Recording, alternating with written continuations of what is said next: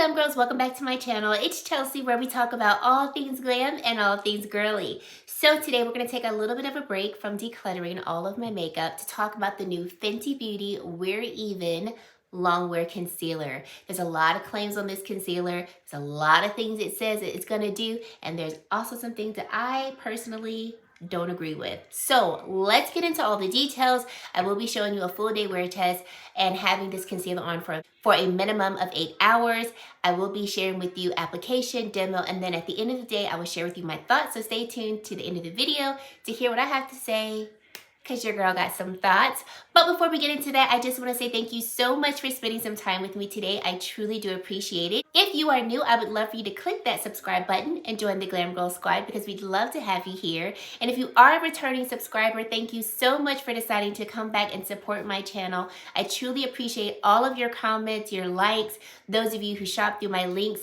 Each and every bit of your support, it means a lot to me, and I'm so thankful to have you here. So let's get right into this video. Okay, this is the new, like I said, Fenty Beauty Wear Even Longwear Concealer. It does come in a total of 40 shades, and the shade that I did pick up is 310W, which is for a warm neutral undertone. I really do love the tone of this particular concealer. We have some very, very high claims of it being a 12-hour hydrating concealer that's extremely long wear, and the formula is supposed to resist creasing, fading, sweat, and humidity, and it won't settle into fine lines or accentuate your skin's texture. It's also supposed to be transfer and waterproof. We have some highlighted ingredients of prickly pear cactus extract. This is a humectant that is going to attract moisture. We also have sodium hyaluronate, which is going to hydrate and condition the skin. And then Persian silk tree extract.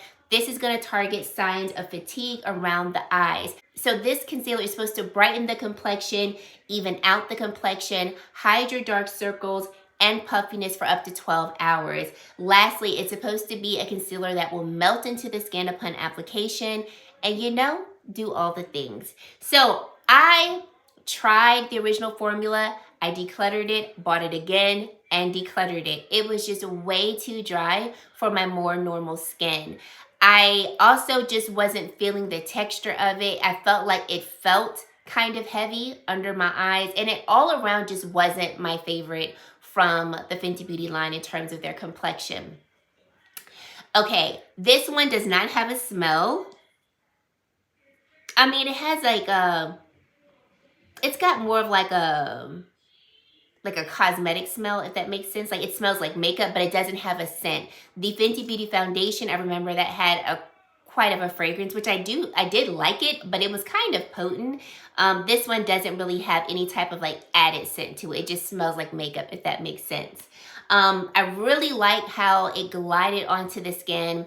It blended very easily with my brush. I used the BK Beauty X Nikki LaRose N16 brush to blend out the concealer. I felt like it, like I said, it didn't take a lot to really get it to melt into the skin. Definitely has a brightening effect, but I like this brightening effect much more than the Makeup by Mario concealer. That one, I felt like it was just too overly bright, and it also had like brightening particles in it, which I didn't like. So I feel like with this Fenty Beauty concealer, the brightening is really coming from the formulation. There's no added glitter or sparkly things to make that under eye look extremely bright. I also like that the formulation doesn't have like harsh caffeine in it, because I've noticed that concealers or products that have caffeine in it, I tend to not like them because they're too bright. Like, it's just too stark under the eyes. Didn't know that that was there, so excuse the lipstick on my teeth. But I'm really glad that, like I said, this is brightening, but it's not so stark that I feel like, eesh, this is too much. A little bit does go a long way, so I definitely applied, in my opinion, a good amount of the concealer, but next time I use it, I won't apply as much. I don't think you need that much, because the formula does move fairly easy, and you get really good coverage. So I do think that we get a nice medium to maybe even full coverage with this concealer, and I feel like if you have like moderate to light dark circles under your eyes, I do feel like this concealer could cover that as well. I feel like if you have like really deep dark circles under your eyes, you are going to want to color correct first and then go in with this concealer just to make sure that those dark circles are covered. I don't think this concealer has enough coverage to cover like the deepest, darkest circles under the eye. I could be wrong, but just off of, you know, my experience with it, I don't think we're like, you know, like evening out the complexion that much. In terms of how I felt it applied over my texture, I have like an acne breakout here, and I would agree that I don't feel like that is accentuated at all. I didn't do any extra to cover it up, aside from just putting on foundation first, but I didn't try to like cover up the bump and then apply this. So I do think that it applied quite smoothly over my acne bump here, and all around, like after I first applied it, I was like, okay, I might be able to get with this concealer. Okay, so I immediately set the concealer with my tried and true Evolution Powder 01. I always use this powder, so I wanted to go in with products that I know that I'm very comfortable with how they work, so I can really tell if, like, you know, it's the concealer or if it's other products that I'm using. In terms of my foundation, went in with the Dior Backstage Face and Body Shade 4M. I want to say an hour and some change later, because I had put on the concealer, set the concealer. I used a puff to blend in the concealer, and I actually put on like a couple of thin layers of my powder under my eyes and in my T-zone. I filmed another video about an hour or so, came back, and I had some definite creasing under my eyes. And it was like, now, you're not supposed to be going nowhere, because the claim said that you are crease proof, okay? The claim said you would not settle in my fine lines. And what do I see? You're creasing and you're settling, okay? And I don't like it. It was very apparent. Like, I was like, no. Let's like address that. So definitely don't agree with the claims that it's crease proof. I don't agree with the claims that it doesn't settle into fine lines. Now, I am one to let you know, I have creasing under the eyes. I've got the fine lines. Like, we be doing all the things.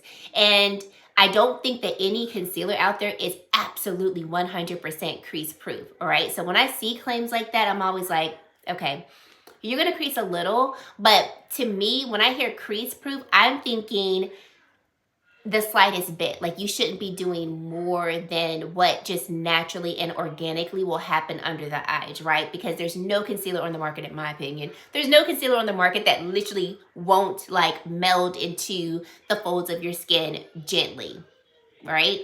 That's what I think of when I think crease proof, okay? This though definitely creased. Like, it was very visible seeing like the concealer, my powder, like it was enough creasing to where I was like, I've got to blend this out before I keep going on with my makeup. And hopefully you were able to see that in the footage that I showed here as well.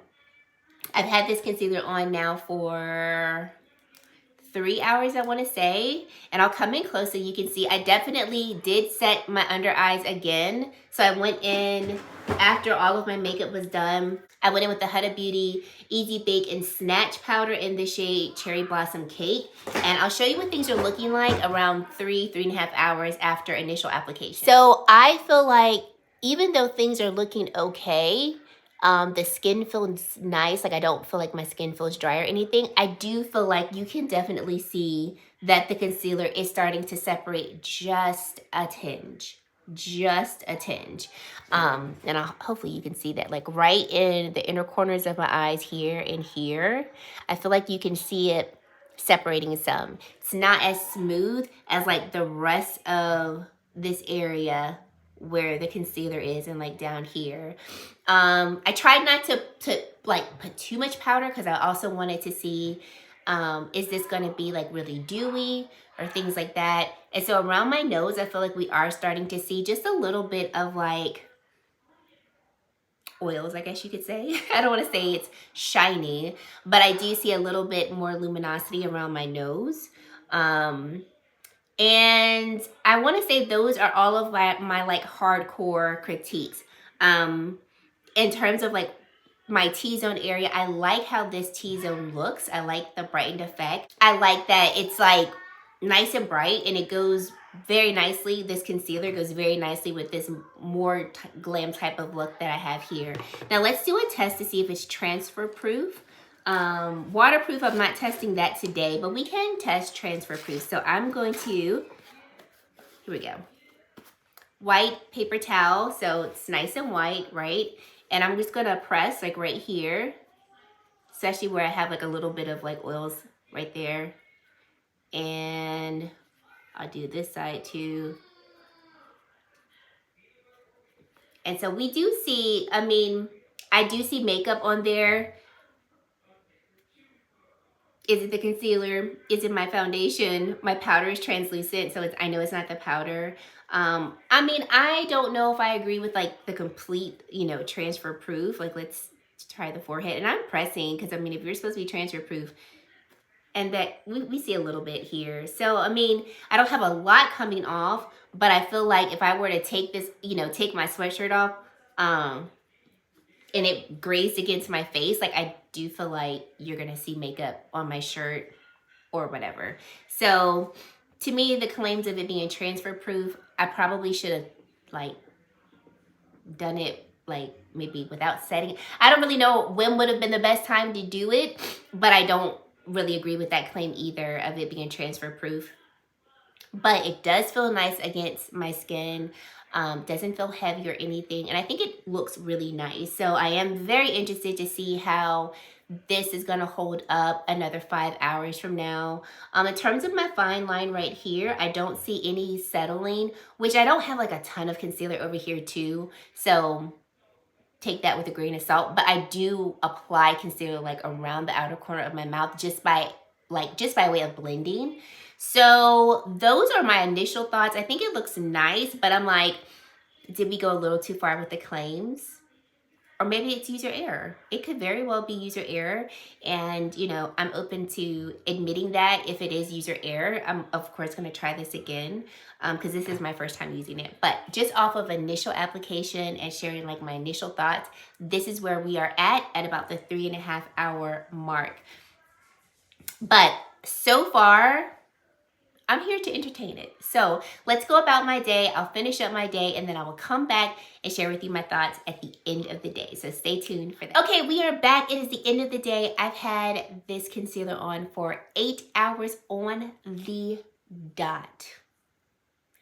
And I'm ready to take this face off.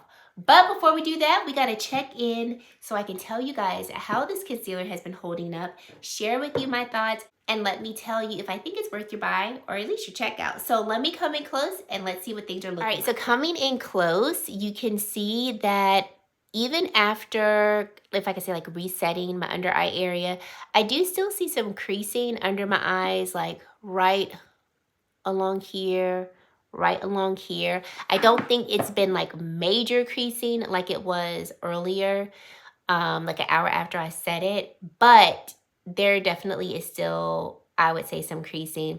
I also noticed that there is a little bit of like dew around my nose here, and I did touch up, not on purpose, but what video was I doing? I forgot what I was doing. Maybe it was the beginning of this video where I was, oh, it was earlier in the video when I was trying to see if the concealer was transfer proof. I did touch up around my nose, so that was about 5 hours ago. And we do see some kind of dew coming through around my nose. Nothing insane. It's not breaking up around my nose. No, not breaking up around my nose per se, but there's just a little bit of dew.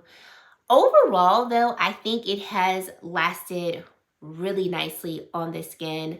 I do like the brightening effect that we do see from the concealer. Like, it definitely does brighten, and I think that it does lay nicely on top of texture. Like, I've got, like I told you, a bump here. I've got some bumps on my chin. We struggling over here. And I think it looks really nicely. Even like above my lip, I've noticed that concealer can get really funky above my lip, especially if I have hair there. It just be looking real weird sometimes depending on the concealer. And I don't think it looks weird there. Like, I don't think it's collected and pulled there to where it's like bundled up and just, you know, doing the most. And concealer is, for the most part, like still on my face where I placed it. So I do think this is a long wearing concealer like it claims. I think it also like adjust to the skin pretty nicely. When I say adjust to the skin pretty nicely, if you're someone like me, you talk a lot, then you'll notice that sometimes depending on your makeup, it's gonna move, obviously, because your face is moving. And sometimes makeup, depending on the makeup, it doesn't move well with your face. So you do see a lot of like stretching of the product, breaking up of the product. And I think that this concealer kind of holds tight, kind of stays in place where it's supposed to be. And I think it's pretty okay. I would say for the claims of it being crease proof, I would say no.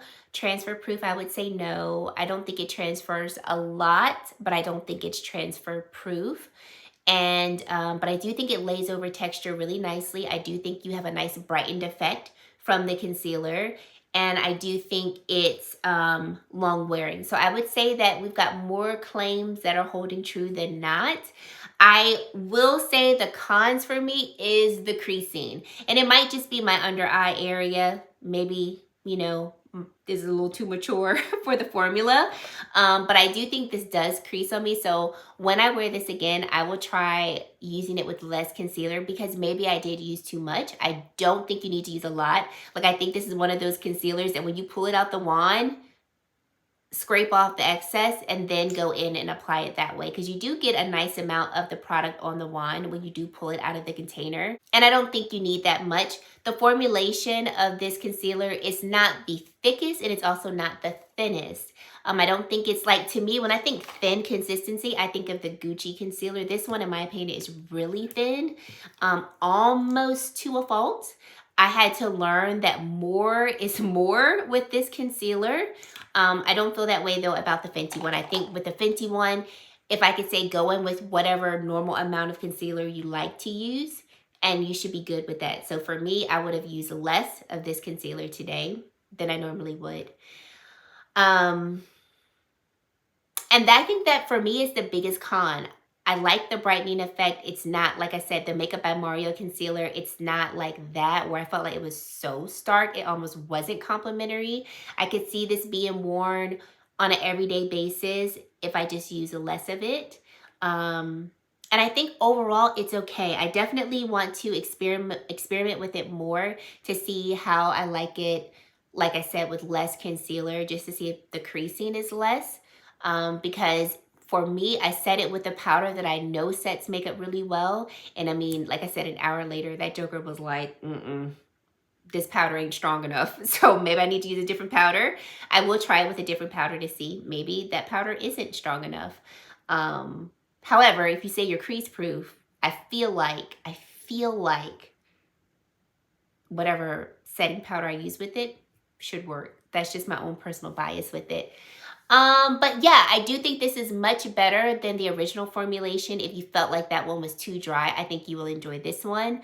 And if you have oily skin, I don't know, darling, if this one would be your cup of tea, only because it's not dewy, but it is very hydrating, which is great if you have like normal to dry skin. But if you have oily skin, I wonder if it will come off maybe more dewy than hydrating, if that makes sense. And I'm only talking about that because of how this part of my nose looks. I usually don't have too much of this going on.